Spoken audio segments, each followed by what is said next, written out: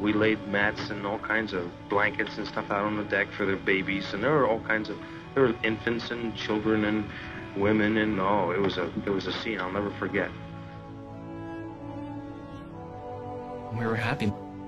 My mom was just, wow. Symbolically, it was like, the first step onto not American soil, but American freedom.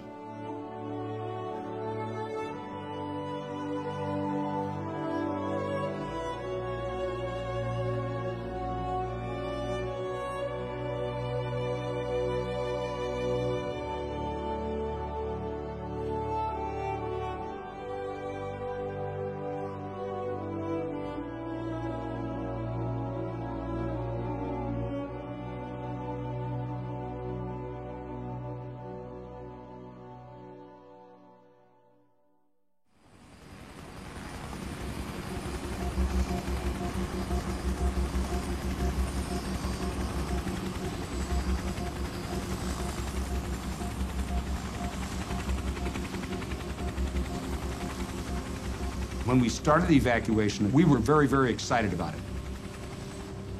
Then your next emotion probably was just determined to get this job done and get these people out. And then later, as it went on, you became fatigued and frustrated that you could never make a dent in the amount of people that were coming out of the embassy. You'd ask questions like, was the crowd getting any smaller? When are we going to finish this, And they'd say, we're under orders from the ambassador. We're doing the best we can. Carrier pilots were saying, look, it's an uncontrollable sea of people, and Ambassador Martin has lost his objectivity, that Ambassador Martin is trying to evacuate all of Saigon through the U.S. Embassy. But he was doing his best under terrible circumstances. Ambassador Martin was dragging out the evacuation as long as he could to get as many South Vietnamese out as possible. Each helicopter took about 40 people. He knew that once the Americans were gone, the evacuation would be over. So they just put 1 or 2 Americans on each one.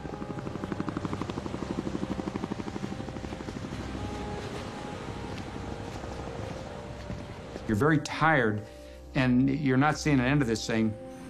So I got the word out, we could use some help out here. We only have 75 helicopters. And the word comes back, no, Marine pilots don't get tired.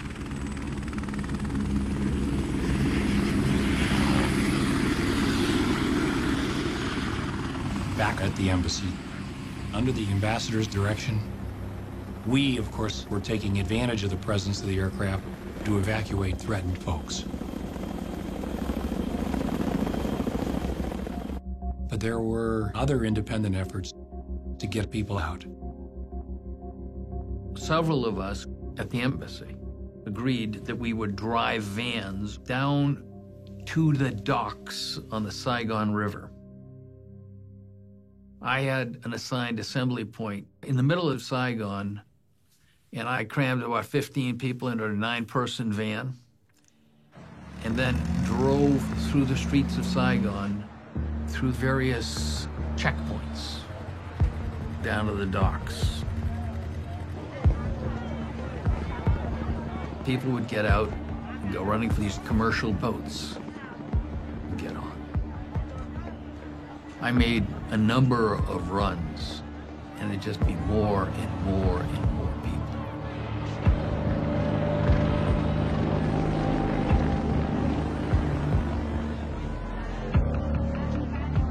Finally, as the sun was going down, we were running out of light, a man came up to me.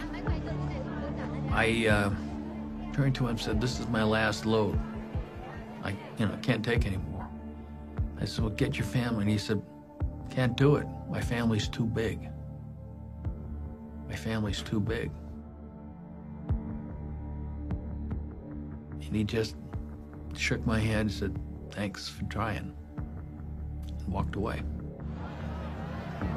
So I came back to the embassy and parked the van.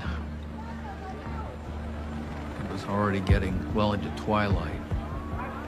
Got my way through the crowd. It was a big crowd. I had nothing more I could do. So I went to get on the helicopter, and Ambassador Martin pulled me out of line. He said, "I know what you've been doing. I know you've been out there. We've been talking. I want to thank you." I thought it was a kind gesture. By that time, it was definitely dark. The lights of the helicopter inside radiated very clearly. I sat down and looked around. I was one of maybe 2 or 3 Americans. The rest were all Vietnamese. And we flew out.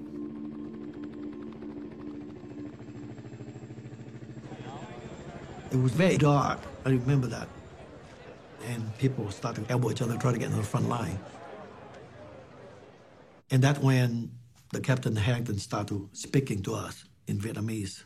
Không ai sẽ bị bỏ lại. Nobody is going to be left behind. Tôi ở đây, tôi không bao giờ bị bỏ lại. Then he said, when you are in American embassy, you are in American soil. I promise me and my soldier will be the last one to leave the embassy. So after that announcement, everybody feel relaxed. Literally, we totally relaxed. We have nothing to worry about. Yeah. We were told that the North Vietnamese tanks were coming very close. So we in the White House asked the Defense Department how many South Vietnamese were left meant inside the embassy compound. And then we calculated how many helicopters it would take to get them out. We told Martin that he had to be on the last helicopter. All I know is that in Washington, there was confusion about the numbers on the ground. At 1 a.m., there were 1,100 people left to evacuate. After we'd had a flurry of choppers and cleaned out more than half of them, and there were 420 people left, we received an order from Washington that the lift was over other than the extraction of the remaining Americans. About 4 in the morning, 4:30, I land on the USS Blue Ridge again. So General Kerry comes out and gives me an apple and a cup of coffee or something and says, "We're under orders from the president. You got to get the ambassador out." So we fly in. I land on the roof exactly at 4:50 in the morning. I said, "I'm not leaving until the ambassador's on board." One of the Marines lowered the flag, folded it up, and escorted the ambassador up to the landing zone up on top of the embassy, and he gave him the flag. And that was it. Major Keane came to Colonel Madison and said, "No more, only Americans from this point on." And Madison said, "The hell you say, we've got these people over here."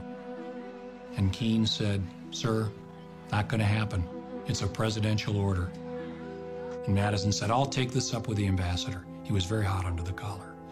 And Keane said, "You can't. That's him," and pointed to the CH-46 that was just flying away.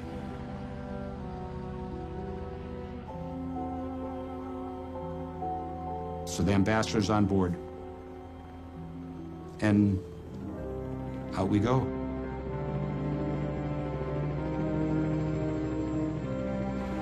We land on the Blue Ridge. 15 or 20, maybe 25 people get off with the ambassador, and that was the end of it.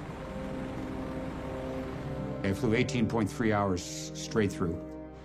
Graham Martin looked very tired, extremely haggard. I mean, he looked like, I'm sure the pressure was immense. And at what time were to cease evacuation?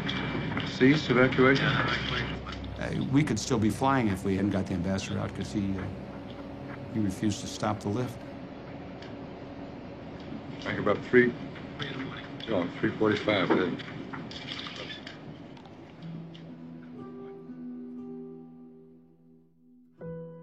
Colonel Madison says to me, "We're screwed. Stu, you stay down here in the parking lot and keep these 420 people warm," meaning if they see us all leave at the same time, they'll panic. "And then make your way to the roof. We gotta go." And he was very angry and very disappointed. So they disappeared into the embassy, and I went to where the remaining Vietnamese were waiting and told them, "Thôi đừng có lo, không được lo. Trực thăng lớn sắp tới, big helicopters about to come." And waited a few minutes. Then I saw a chopper take off, and I thought, shit, was I supposed to be on that one? So I looked at the Vietnamese and I said, "Xin lỗi, nhưng mà mắt đái đi. I gotta take a leak." And I left into the shadows. I made my way around in a circuitous route and went into the embassy. I thought about how this really, really was wrong. I thought maybe I should just say I'm not leaving till they go, because I promised them. And then I said, don't be a fool. Maybe they've started shooting down helicopters for all you know. You're not going to get anybody else out. It's a presidential order. This decision has been made. So I got to the roof and a CH-46 alighted on the rooftop. Put its ramp down and we got on board. As it took off, the door was open. And down in the parking lot, I could see the group of 420 of them. They were right where we had left them marshaled on this little patch of grass. I felt absolutely awful. It was just so serious and deep a betrayal.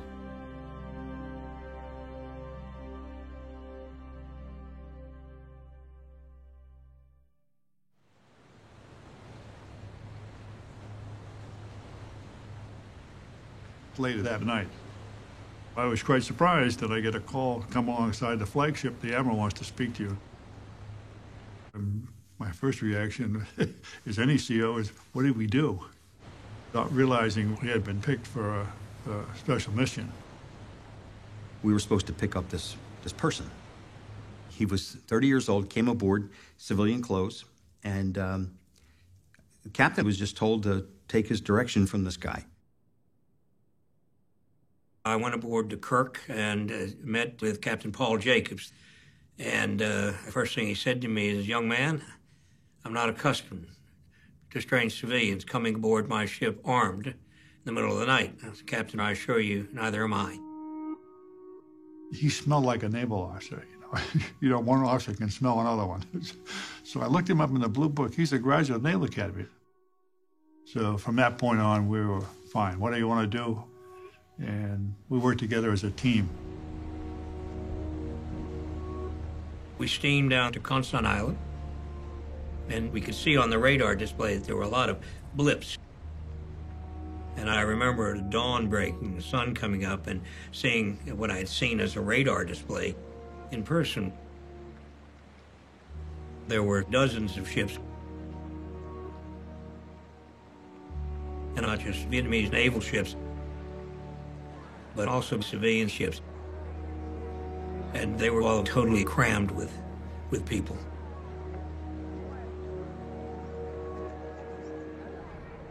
There are no words to describe what a ship looks like that holds 200 and has got 2,000 on it. I don't think anybody really understood the magnitude of it until we looked at what we got in front of us. It looked like something out of Exodus.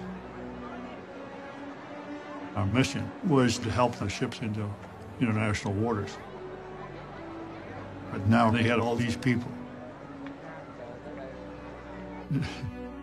My reaction is, how the hell are we going to do this? Most of the Vietnamese Navy ships were dead in the water. Some were anchored, some were just adrift.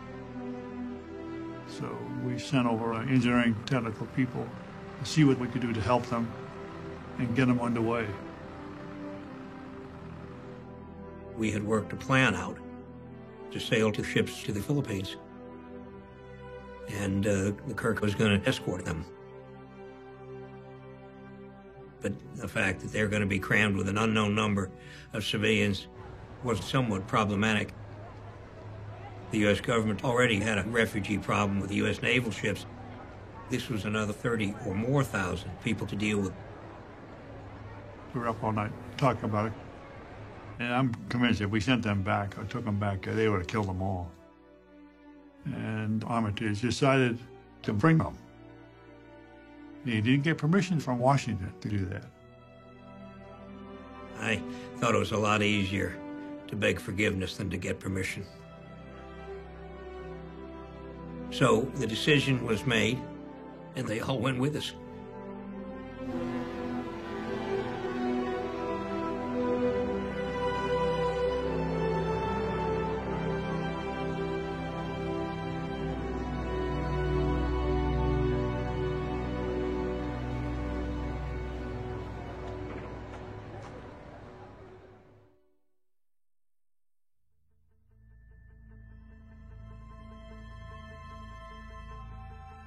We had finally got out the last of the refugees that we could get out. Now we had to evacuate the Marines. They were all inside the embassy building, except for us. I was still on the embassy grounds with two of my sergeants, and I said, "You two stay right with me. Don't leave my side." We slowly walked backwards to the embassy door, and a couple of Vietnamese came towards me. I said, "We have no more helicopters. That's it. I'm sorry. We cannot take you." And they began to argue with me. They spoke good English, too. "We can ride in your helicopter." I said, "I'm sorry. No more." So we spun around and slammed these huge doors, and we locked it from behind.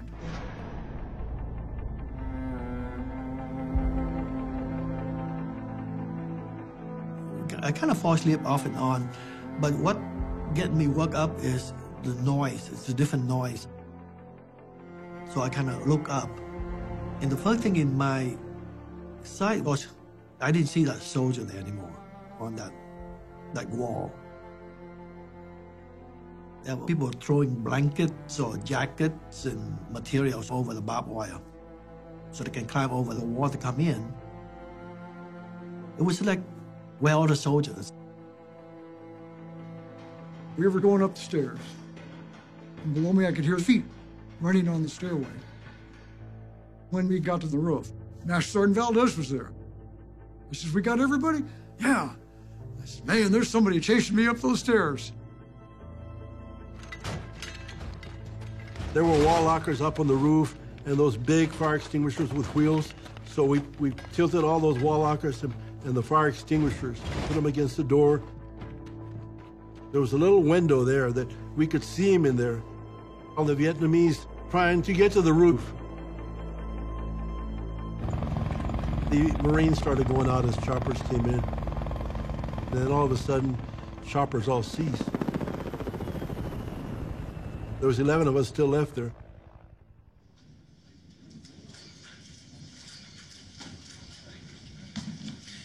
The briefing was delayed until the evacuation was completed, and the last helicopters are now in the air. The President commends the personnel of the armed forces who accomplished it, as well as Ambassador Graham Martin and the staff of his mission, who served so well under difficult conditions. We were told that Martin had left on the last helicopter and that the evacuation had ended. I'm confident that every American who wanted to come out is out. So we held a briefing. Well, it turned out not to be the last helicopter because there was another horrendous screw-up. There were no helicopters. You know, we were just kind of sitting down around looking at each other, wondering, you know, what's going to happen here, you know, whether they truly had forgotten about us. So I got on my radio and I began saying, U.S. Navy, American Embassy, request extraction immediate. And I repeated this over and over and over. The only option we had was sit on the stupid roof, like a sitting duck. And I kept thinking, where are the North Vietnamese? About 7:45 in the morning, you can start seeing the North Vietnamese coming down the road. My thoughts were, what's to keep them from bombing the top of the embassy roof and blowing us off, you know? A tank is going to take one shot. If it hits the building, you're gone. So I didn't like the idea of being up there, but where else are we going to go? Finally, I looked out and I saw a black dot. When that chopper landed, I told the Marines, go, get in. I was the last one out. And as I was putting my foot on the ramp, I fell down, and I'm just hanging on, and the ramp's going up. The ramp was closing, and I did what I was trained in my first tour, count. So I went 1, 2, 3, 4, 5, 6, 10, 10. 1, 2, 3, 4, 5, 6, 10, 10. And I looked at the crew chief and I said, put it down. I knew I was missing one man. I remember looking at the ramp and 2 hands were over the top of it. So the Marines just kind of grabbed me and then just pulled me in. We left by my watch at 7:58, Saigon time. Now we were the last 11.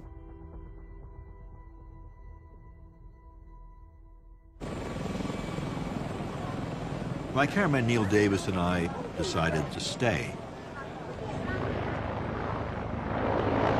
We saw the last helicopter leave from the roof.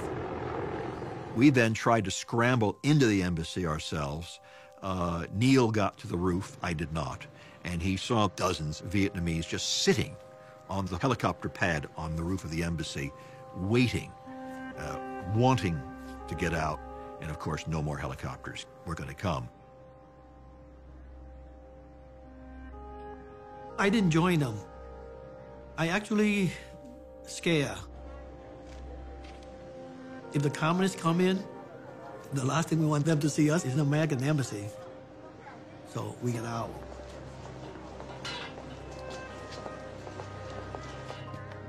People were coming in and out of the buildings. Literally anything that could not be fastened down or was not fastened down was being taken away. Any souvenirs from the ambassador's office were taken away. Almost brick by brick, the embassy was being dismantled. It was ordinary looting, but more than that, I think it was just frustration and anger and an opportunity to get back perhaps at the Americans, because in the view of many in that crowd that day, we had deserted them.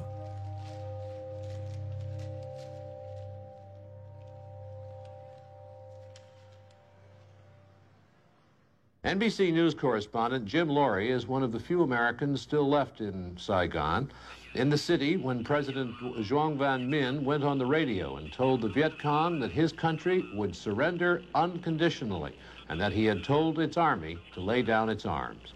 Here from Saigon Radio Hookup is Laurie's report on the surrender. In the words of General Minh, we are here to hand over the power of government to you in order to avoid bloodshed. It is a unilateral ceasefire and an unconditional surrender. The 30-year war in South Vietnam is at last over.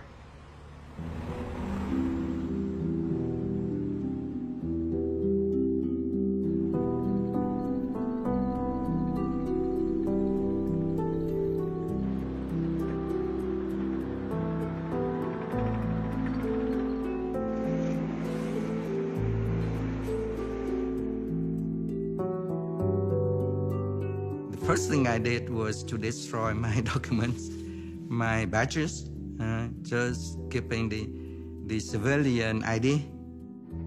And then I went around Saigon to see what happened.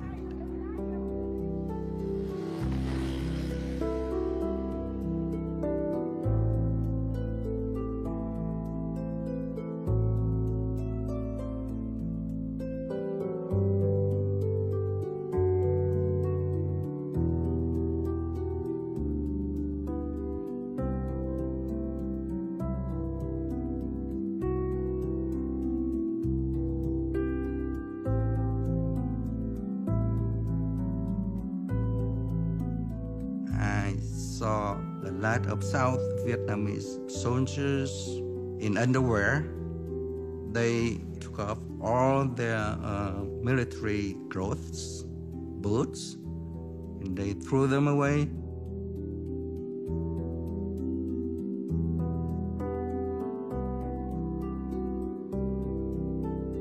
And I thought, well, what would happen to them?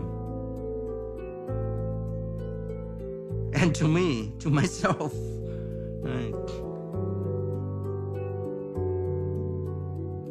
I thought of my friends who were killed in action. And I thought, well, is this what we fought for? Is this what the Americans came for? And I didn't have the answer.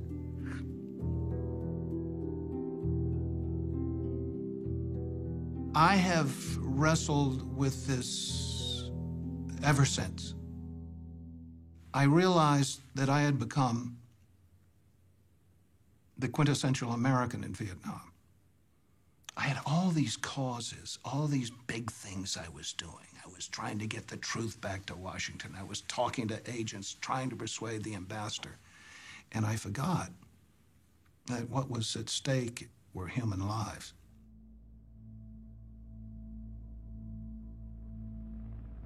For years after that, I hear that sound in my head, that sound like in the middle of the night, I just jump up. I thought the helicopter come pick me up. I called it Dream in the Wind. Later we found out the big fleet is out there. You can just take a boat and go there. They take everybody. If you can get out there, you're on board. And I just didn't know that, so.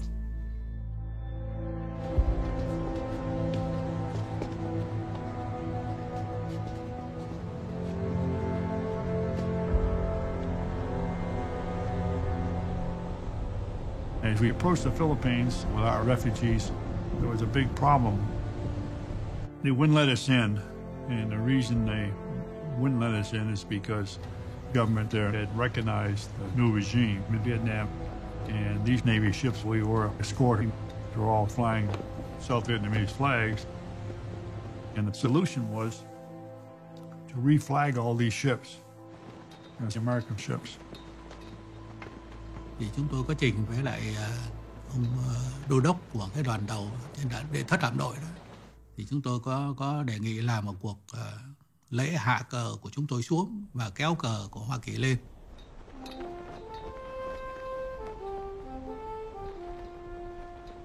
Này công dân ơi, đứng lên đáp lời sông núi, đồng lòng cùng đi hy sinh tiếc gì thân sông. Tôi đã hát không biết bao nhiêu lần hát quốc ca và cũng đã tham dự không biết bao nhiêu lần lễ hạ kỳ. 42 tuổi là những con sói già ngoài biển rồi mà cũng không cầm nổi nước mắt. Thấy trùng lại và mới thấy thấm thía rằng lúc này đúng là mình đã mất nước, đã mất hết. They lowered the Vietnamese flag, people crying. It was very emotional for them to lose their country, their flag, their ship. Everything was gone. And then we raised the American flag. We tried to do that with as much dignity as we could.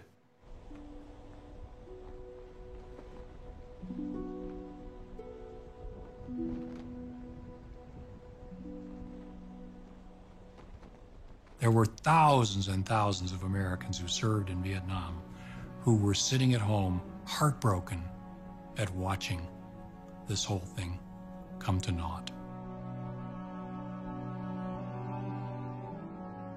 The end of April of 1975 was the whole Vietnam involvement in a microcosm. Promises made in good faith, promises broken. People being hurt because we didn't get our act together. You know, the whole Vietnam War is a story that kind of sounds like that. But on the other hand, sometimes there are moments when good people have to rise to the occasion and do the things that need to be done. And in Saigon, there was no shortage of people like that.